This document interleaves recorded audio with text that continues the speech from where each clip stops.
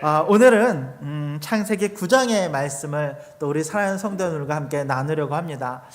계속되는 노아와 방주에 대한 말씀입니다. 오늘은 특별히 노아와 아들들에게 그 초점을 맞춰서 또 하나님의 말씀을 여러분과 함께 나누기를 원합니다. 제가 어릴 때에는 늘 그랬던 것 같아요. 우리가 어릴 때 마찬가지입니다만 부모님을 생각을 하면 우리가 유치원이나 초등학교 때까지만 하더라도 우리들에게 부모님은 늘 완벽한 존재였어요. 우리가 필요할 때 언제든지 달려와 주시고 우리가 하지 못하는 일들을 부모님들이 완벽하게 해내시는 일들을 보면서 정말 어릴 때에는 그와 같은 부모님들이 태산과 같이 느껴졌고 그분들이 행하시는 모든 일들이 옳고 의로운 일이라고 여기며 살았던 것 같습니다. 그런데 우리가 조금씩 나이가 들어가면서 우리 부모님들의 부족한 모습을 하나씩 발견하게 돼요. 때로는 실수도 하시고 때로는 우리가 볼 때에 옳지 않다라고 생각되는 일들을 자연스럽게 하시는 모습을 우리가 발견하게 됩니다. 가끔은 이해할 수 없는 생각과 행동을 하시는 것을 보면서 왜 우리 부모님은 저렇게 생각하시지라는 생각이 들 때도 있습니다. 이것을 이제 우리가 주로 언제 깨닫게 되냐면 사춘기쯤이 되면 더 많이 깨닫게 되는 것 같아요. 우리 부모님들이 완벽하신 분이 아니시구나. 우리 부모님들이 우리와 똑같은 분들이시고 똑같은 실수도 저지르시고 때로는 죄의 모습도 갖고 계신 것이 우리의 부모님이구나라고 하는 것을 그때가 되면 이제 많이 발견하게 되는 것 같습니다. 그럴 때면 자녀들에게서는 두 가지 반응이 나옵니다. 어떤 자녀들은 아버지의 실수를 우리의 마음속에 깊이 새겨 넣는 거예요. 그러면서 아버지의 약함과 부끄러운 부분들을 가슴 깊이 새겨넣고 나는 절대 아버지가 저질렀던 실수를 저지르지 않겠다라고 생각하며 살아가는 거예요. 아버지의 모습과 정반대의 모습으로 살아가려고 작정하고 살아가는 거예요. 이를테면 어릴 때 가정에서 폭력을 겪으면서 자라났던 아이가 마음속에 이런 마음을 품죠. 나는 아버지를 절대 닮지 않을 거야. 나는 절대로 폭력을 행하지 않는 아버지가 될 거야 라고 작정을 합니다. 그리고 자라서 가정을 이루게 될 때 그 말한 것을 지키기 위해서 몸부림치면서 우리 안에 있는 죄성을 몰아내고 더 좋은 가정과 행복한 가정을 만들기 위해서 씨름하는 모습을 갖는 것을 볼 수 있어요. 그런데 어떤 경우에는 정반대의 양상이 나타나기도 합니다. 어릴 때부터 보았던 부모와 닮지 않으려고 그렇게 노력했음에도 불구하고 자라고 보니 우리 가운데 안 좋은 일을 행했던 그와 같은 부모의 모습들이 내 안에 어느 순간 각인되듯 새겨져서 나도 그 부모님과 똑같이 닮아 똑같은 잘못을 저지르고 있는 것을 볼 때가 있더라는 것입니다. 그렇게 미워하고 증오했던 부모님의 모습과 똑같이 닮아 있는 경우를 보게 되더라는 거예요. 우리 속담에 욕하면서 닮아간다라는 말이 있는데 꼭 그렇게 되더라는 것입니다. 며느리들도 그렇습니다. 며느리들이 결혼을 하고 시집살이를 심하게 해요. 한 며느리는 엄한 시어머니 아래에서 엄하게 훈련받고 교육받으면서 나는 결코 시어머니와 같이 되지 않겠다라고 다짐합니다.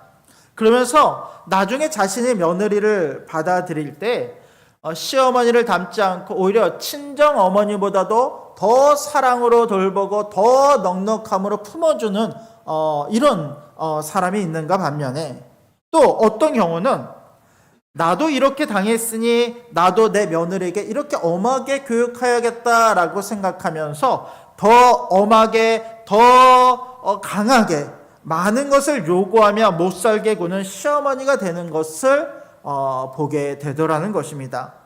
여러분, 그러면 우리는 어느 편이십니까? 여러분들은 좋은 시어머니이십니까? 좋은 부모이십니까? 아니면 나의 부모님들이 예전에 실수했던 것들을 똑같이 반복하며 살아가고 있지는 않습니까?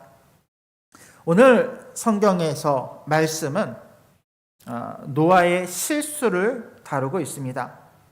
그것도 보통의 실수가 아니라 엄청난 실수를 저지르는 것을 볼 수 있습니다. 그는 술에 취해서 자녀들에게 보이지 말아야 될 모습을 보이게 되고 그의 아들들은 이 장면을 그대로 목격하게 됩니다. 그런데 똑같은 모습을 보았음에도 그 자녀들의 반응이 완전히 다르게 나타난 것을 볼 수 있더라는 것입니다. 여러분, 오늘 말씀을 좀 더 구체적으로 살펴보기 원합니다. 자, 18절과 19절 말씀을 먼저 같이 읽겠습니다. 시작. 방주에서 나온 노아의 아들들은 셈과 함과 야벳이며 함은 가나안의 아버지라. 노아의 이 세 아들로부터 사람들이 온 땅에 퍼지니라. 아멘. 노아에게는 세 명의 아들들이 있었습니다. 이름을 각각 살펴볼까요? 먼저 첫째 이름이 무엇입니까? 셈이에요. 둘째 이름이 무엇입니까? 성경에는 함이 먼저 나오지만 실제로 야벳이 둘째입니다. 자, 막내 이름은 무엇입니까? 함입니다. 셈과 함과 야벳이라고 하는 세 명의 아들들이 있었어요. 노아의 방주, 노아의 홍수 이후에 이 세상에는 아무것도 남아있는 것이 없는 상태에서 이제 노아와 그 자녀들로부터 새로운 민족과 새로운 사람들이 태어나기 시작합니다. 이 세 명의 아들들이 그 모든 민족의 아버지들이 되었다라고 성경은 말씀하고 있습니다. 자, 그러면서 20절과 21절 말씀을 같이 한번 읽어보겠습니다. 20절, 21절입니다. 시작. 노아가 농사를 시작하여 포도나무를 심었더니 포도주를 마시고 취하여 그 장막 안에서 벌거벗은지라. 자, 노아가 농사를 시작합니다. 아무것도 남은 것이 없었던 이 땅에 씨를 뿌리기 시작하고 노동을 통해 그것을 경작하기 시작합니다. 그리고 때가 되었을 때 비로소 그 묵어졌던 땅에서 새로운 열매가 맺어지기 시작합니다. 노아는 기쁜 마음으로 이 열매를 수확을 합니다. 이 수확하고 그 마음에 얼마나 기뻤던지 그 맺어진 열매를 거두어 그것으로 포도주를 담그기 시작합니다. 그리고 그 포도주가 적당히 익었을 때에 그 포도주를 마시기 시작합니다. 여러분 생각해 보십시오. 그동안 노아의 삶은 긴장 그 자체였어요. 지난 120년간 그는 긴장 속에서 방주를 만들어 왔고 특별히 마지막 1년의 기간 동안은 방주 안에서 생활하면서 물론 은혜롭지만 또 한편으로는 답답한 육신의 시간을 그는 보냈습니다. 그런데 이제 농사가 잘 되었어요. 열매도 잘 맺어졌습니다. 그러고 나니 그의 마음속에는 긴장을 풀고 싶은 마음이 들기 시작합니다. 그동안 수고하며 노력했던 것에 대해서 적당한 보상 심리로 안주하고 안식을 얻고 싶은 마음이 그 가운데 있었을 거예요. 그래서 그는 포도주를 담급니다. 그리고 그 포도주를 먹기 시작합니다. 처음에는 적당한 안식을 위해서 그 포도주를 마시기 시작했지만 어느 순간부터 술을 부르기 시작합니다. 한 잔, 두 잔, 세 잔이 넘어가면서 얼큰하게 취하기 시작해요. 마시고 완전히 그의 육신이 그 술에 취해 넘어가기 시작합니다. 그리고 어느 순간부터 그는 자신을 제어하지 못합니다. 마치 그의 마음은 홍수가 터진 것과 같은 상황이 되어서 그 모든 것을 제어하지 못하는 상황에까지 이르게 된 거예요. 그는 고주망태가 되어 알몸으로 거닐다가 완전히 뻗어버리게 됩니다. 여러분, 노아의 이런 모습이 실수였을까요? 물론 이것을 우리가 실수라고 표현하기는 했습니다만 아닙니다. 이것은 그 안에 있던 죄의 모습이 드러나기 시작한 거예요. 그 안에 긴장이 풀리고 신앙이 방심하기 시작한 순간 사자같이 노리고 있던 죄가 그 틈을 파고들어 그를 집어삼키기 시작한 거예요. 여러분, 노아의 입장에서는 그렇습니다. 이제 하나님의 진노가 끝났어요. 모든 자연도 하나님의 섭리 가운데 다시 회복되어지고 있습니다. 자신도 하나님과 동행하며 그 은혜 가운데 살고 있었다라고 생각을 했지만 여전히 그 안에는 홍수 이전에 그들 가운데 주어졌던 죄성의 모습이 그 안에 남아 있었다라는 것이에요. 그러다가 그가 긴장을 풀고 방심하는 그 순간 사단은 그런 틈을 놓치지 않고 그 안으로 들어가 그 죄의 틈을 더 벌려놓고 그로 하여금 죄를 짓도록 만들었다라는 것입니다. 여러분, 우리가 이 땅을 살아가면서 언제 가장 조심해야 되는지 아십니까? 다 되었다라고 생각이 들 때, 모든 것이 만족스럽고 나의 신앙도 은혜가 충만하다라고 느껴지기 시작할 때가 가장 조심해야 될 줄로 여러분 아시기 바랍니다. 그와 같은 때에 나의 방심을 틈타서 사단이 들어오는 거예요. 내 안에 이 땅을 향한 신앙의 긴장의 끈을 놓는 그 순간 사단이 그 틈을 파고드는 거예요. 여러분, 우리의 삶은 늘 영적인 전쟁 중이라는 거예요. 그 영적인 전쟁 속에서 우리가 총이나 칼을 잠시 놓고 쉬는 그 순간이 가장 위험한 순간이다라고 성경은 말씀하고 있다는 거예요. 이렇게 우리가 방심한 탐을 타서 죄성이 들어오기 시작할 때 그 죄가 우리 안에서 뺏어가기 시작하는 것은 뭐냐면 원래 우리가 가지고 있었던 하나님의 형상을 뺏어가는 거예요. 내 안에 거룩함으로 지켜지고 있던 하나님의 형상이 그때부터 이뤄져 가는, 그러니까 빼앗겨져 버리고 말게 되더라는 것입니다. 심지어 노아와 같이 하나님 앞에 의로운 자여 완전한 자라고 평가받던 노아도 이 죄에게 그의 마음을 빼앗기는 것을 보게 되더라는 것입니다. 자, 그렇다면 이와 같은 노아의 벌거벗은 모습을 본 자녀들의 반응은 어떻습니까? 자, 22절 말씀을 같이 한번 읽어봅시다. 22절입니다. 시작. 가나안의 아버지 함이 그의 아버지의 하체를 보고 밖으로 나가서 그의 두 형제에게 알림해. 참 이상해요, 사람의 심리가. 먼저 아버지의 이와 같은 수치스러운 모습을 발견한 사람은 누구입니까? 함이었어요. 그는 아버지가 그의 하체를 드러내놓고 자고 있는 것을 봅니다. 그런데 그것을 발견하자마자 함이 했던 행동은 무엇입니까? 그의 형제들에게 가서 그것을 막 이야기하면서 험담하기 시작하는 거예요. 여러분, 이 심리가 뭘까요? 이 함의 심리가 무엇일까요? 아버지의 실수를 다른 형제들에게 알리는 것, 이런 거예요. 아버지도 우리와 똑같은 사람이다, 아버지도 죄인이다 라는 거예요. 고발하는 거예요. 남의 허물을 보면, 여러분, 우리가 남의 허물을 보면 우리 자신이 그 사람의 약점을 잡았다라고 생각하는 사람들이 있어요. 그러면 그 약점을 가지고 다른 사람들에 가서 이러면서 나는 그 사람과 다르다라는 것을 어필하는 거예요. 그것이 이제 우리 안에 있는 교만의 모습인데, 나는 저 사람과 다르다라고 하면서 저 사람을 계속해서 깎아내리는 거예요.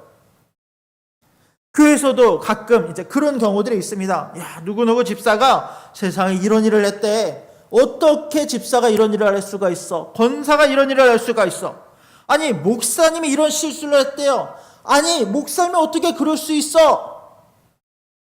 누군가가 죄를 짓거나 실수한 모습을 보면서 그것을 나의 유흥거리로 삼으며 다른 이들에게 그것을 알리며 퍼뜨리는 사람들이 있다는 거예요. 함이 꼭 그랬습니다. 그는 아버지의 허물을 다른 사람들에게 이릅니다. 여기서는 그냥 가서 말했다라고 표현하지만 사실 이 말은요, 흠을 보며 흉을 보며 욕보였다라는 표현입니다. 그런데 셈과 야벳의 반응은 좀 다릅니다.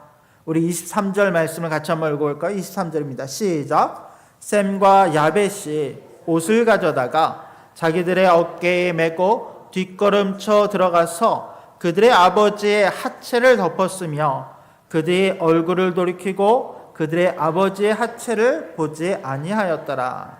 여러분, 이 셈과 야벳은 옷을 챙깁니다.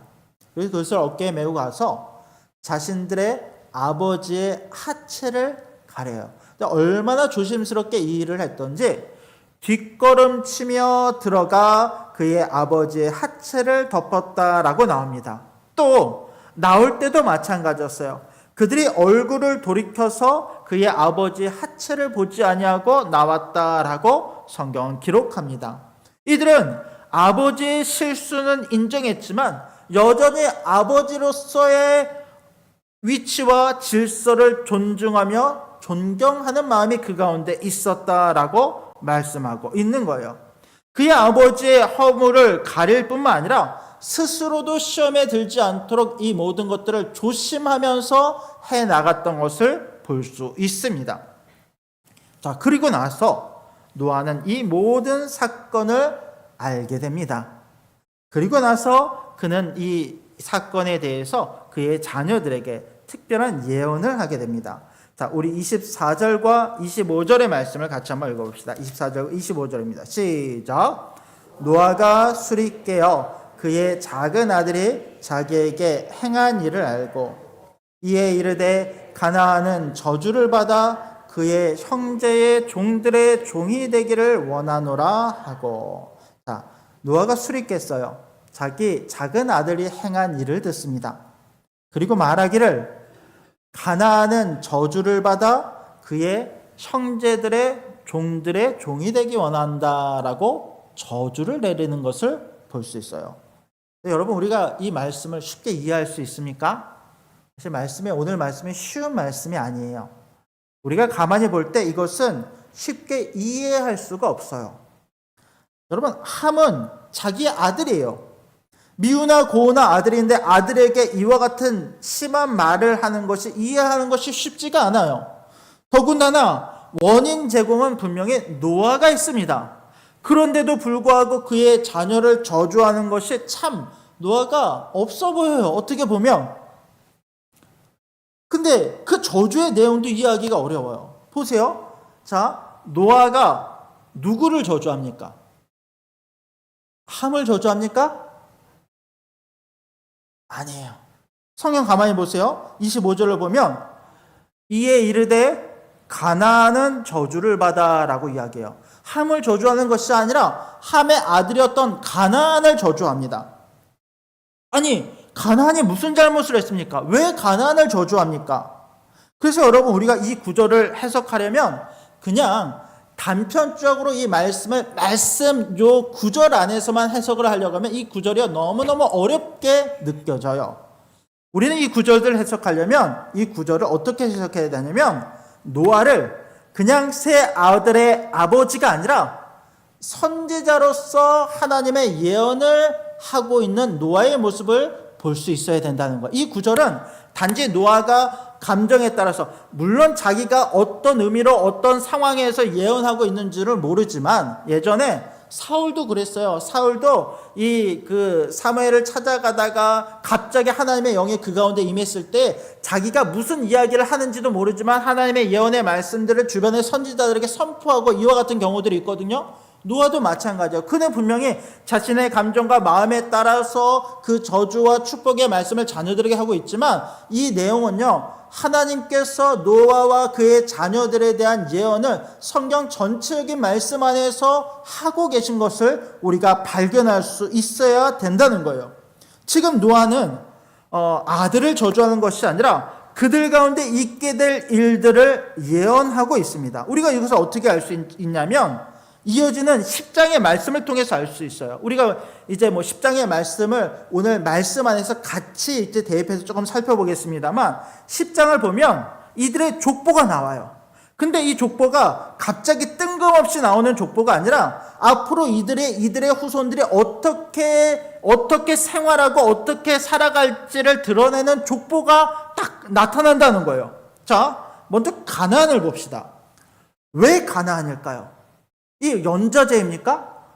함이 죄를 지었으니까 가나안도 죄인이다라고 이야기를 하는 것일까요? 아니에요. 이 예언은 함의 자손인 가나안이 앞으로 하게 될 일들에 대한 예언인 거예요. 여러분, 가나안이라고 하는 이름이요, 우리는 굉장히 익숙합니다. 어디서 이 가나안이라는 이름을 들었습니까? 그래요.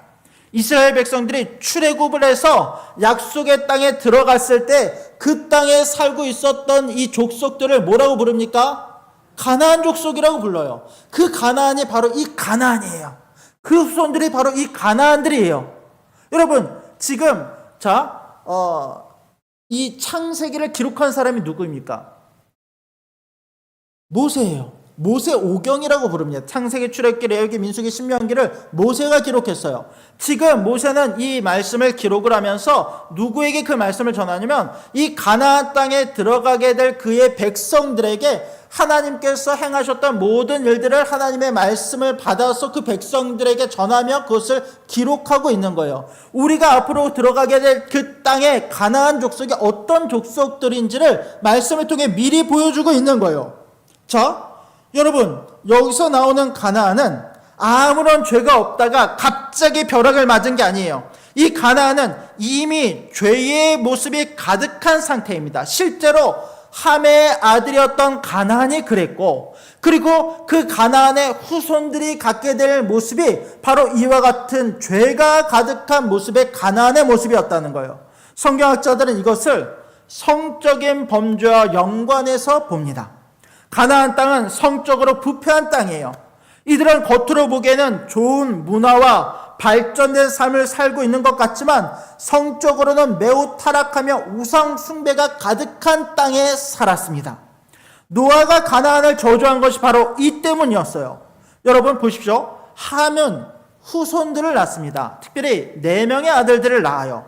그런데 그 아들들을 가만히 살펴보면 4명의 아들들이 구스, 미스라임, 붓, 가나안이라고 하는 4명의 아들들이 있었는데 각각의 아들들은 각각의 지역으로 흩어져서 각각의 민족들을 형성하게 됩니다.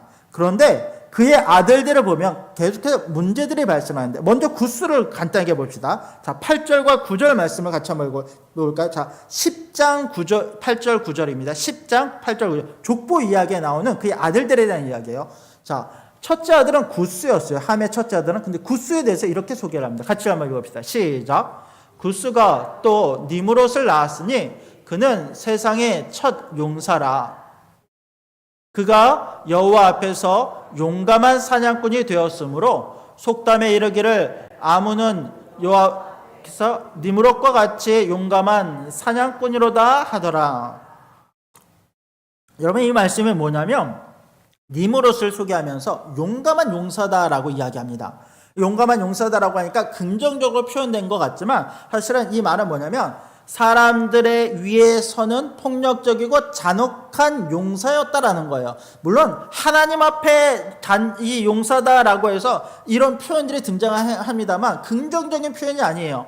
이 후손들이 나중에 어떻게 되냐면요. 자, 10절부터 12절까지 같이 볼까요? 자, 구스의 후손들이 나중에 어떤 자들이 되냐면, 자, 같이 한번 해보세요. 시작. 그의 나라는 시날 땅에 바벨과 에렉과 악갓과 갈레에서 시작되었으며 그의 땅에서는 아수르로 나아가는 니느웨와 르호보들과 갈라와 12절 및 느네웨와 갈라 사이에 레센을 건설하였으니 이는 큰 성읍이라. 자, 우리가 익숙한 이름들이 나옵니다. 제일 먼저 등장하는 이름이 뭐냐면 바벨론, 그리고 아수르라고 하는 민족이 바로 심의 민족이 여기서부터 출발했다라고 나와요. 구스의 자손들이 이와 같이 심의 민족으로 세상을 제패하면서 심으로 행하는 악행을 행하는 자들이 되었다는 거예요. 자, 또 봅시다. 자, 가나안의 후손들을 봅시다. 이번에는 자, 15절부터 18절까지인데요. 자, 같이 한번 읽어볼까요? 시작. 가나안은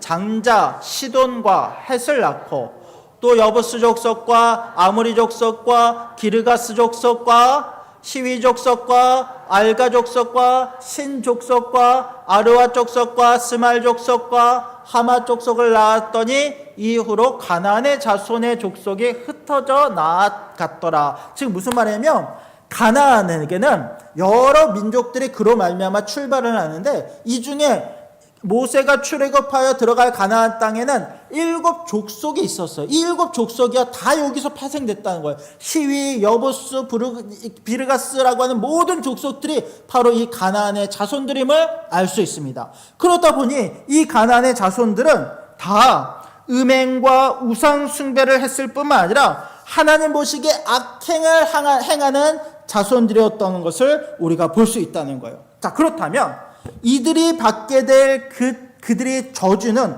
어떻게 성취되는지 아십니까?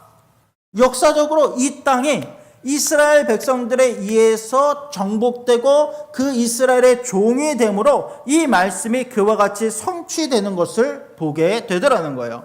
근데 물론 여러분 이 구절을요 우리가 잘못 해석하게 되면 어떻게까지 해석을 하게 되냐면 잘못 해석하면 옛날에 이 저주의 구절들을 남용해서 많이 사용했어요. 이를테면 백인들이 흑인을 노예로 삼으면서 이것을 정당화하는 구절로 이 구절이 사용이 되는 거예요. 야, 이 가나안 족속은 그 셈 족속의 종이 될 거라고 예언했다. 이제 보면은 이 4명의 아들들이요 북아프리카와 남아프리카, 이 아프리카 지역으로 퍼져가면서 그들의 조상이 되는데 이와 같은 것들을 통해서 이 말씀을 이 어떤 그 노예를 정당화하는 구절로 사용되기도 했습니다만 이건 절대 잘못된 해석입니다. 이 여기서 말하는 종들의 종이 된다는 것은 그들이 가나안 족속이 특별히 죄로 말미암아 가장 비참한 자녀들, 가장 비참한 자들이 된다라고 하는 비참한 상태를 의미한다는 거예요. 여러분 이들은 이 가나안 족속은 이와 같이 하나님의 저주를 받게 됩니다. 자, 그렇다면 첫째였던 셈과 야벳은 어떻습니까? 이들은 노아의 축복을 받습니다.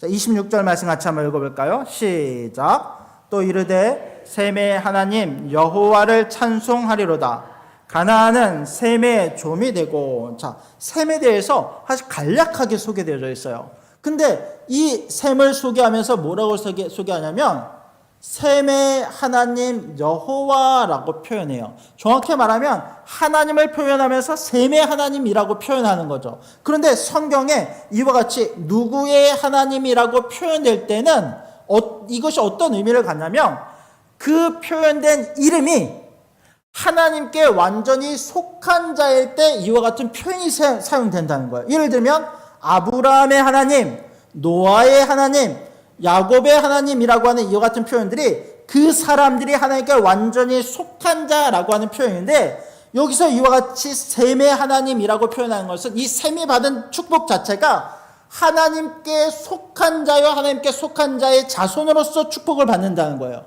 여러분 이 셈의 자손이 나중에 누가 되는지 아십니까? 역사적으로 이스라엘이 되는 거예요. 또 예수님의 족보를 이 누가복음을 보면 예수님의 족보를 소개하는데 누가복음 3장에 보면 예수님의 족보를 쭉 거슬러 올라가면서 노아와 셈을 언급하면서 예수님 역시 이스라엘 족속으로서 셈의 자손으로 탄생한 것을 말씀하고 있다는 거예요. 이것이 바로 셈의 민족이 받은 축복입니다. 자, 세 번째 야벳을 축복하셨어요. 자, 27절 말씀을 같이 한번 읽읍시다. 27절입니다. 시작. 하나님이 야벳을 창대하게 하사 셈의 장막에 거하게 하시고 가나안은 그의 종이 되게 하시기를 원하였노라 하였더라. 자, 야벳을 어떻게 하신다고 이야기해요? 창대하게 하신대요.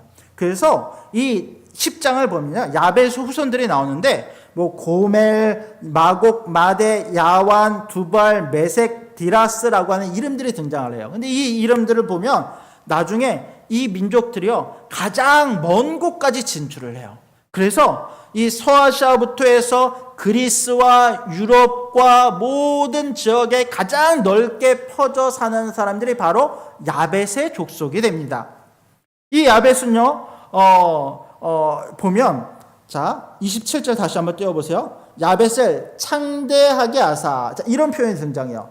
셈의 장막에 거하게 하시고. 셈의 장막 안에 거하게 하시는. 이게 무슨 뜻일까요?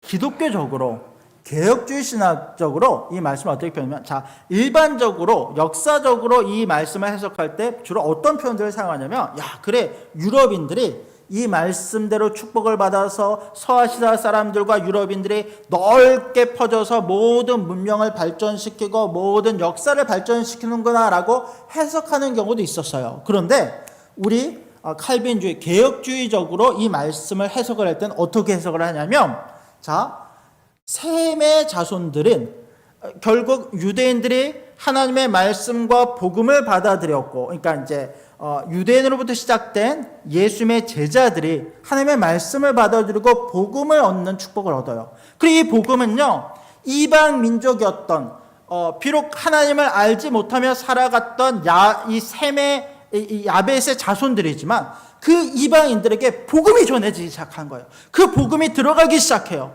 결국 이 복음의 장막 아래에 이 야벳의 자손들이 들어옴으로 말미암아 그들이 복음을 받아들이는 은혜와 축복이 그들 가운데 임했다는 거예요. 이것이 야벳의 자손들이 받은 축복임을 믿으시기 바랍니다. 여러분, 오늘 말씀은 그렇습니다. 셈과 함과 야벳을 기록합니다.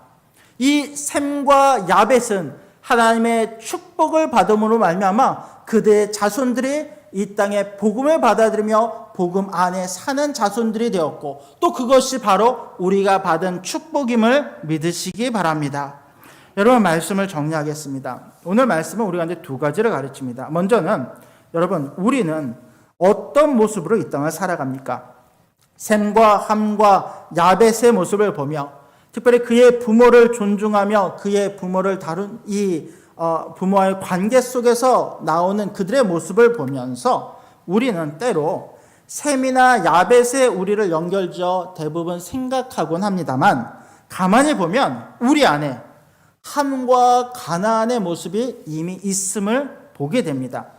정력적으로 이 땅을 살아가며 우리 가운데 주어진 자유를 방종을 위한 도구로 사용하며 다른 이들을 아무렇지도 않게 비방하며 그것이 죄인 줄 모르며 살아가는 모습이 우리 가운데 있음을 발견할 수 있게 되기를 원합니다. 그러나 이렇게 다른 이들을 시험에 들게 하며 비방하는 것은 건강한 신앙이 아니라는 거예요.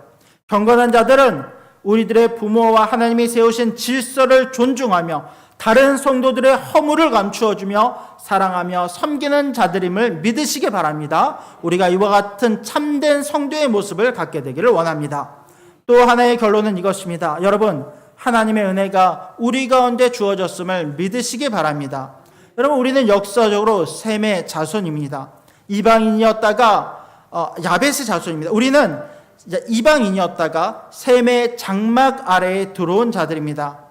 이와 같이 우리 가운데 주어진 은혜가 어떤 것인지를 깨닫고 말씀 안에서 주어진 축복을 누리며 앞으로 성취될 하나님의 약속을 바라보며 살아가는 저와 여러분들이 될 수 있기를 주님의 이름으로 간절히 부탁드립니다. 아멘. 기도하겠습니다.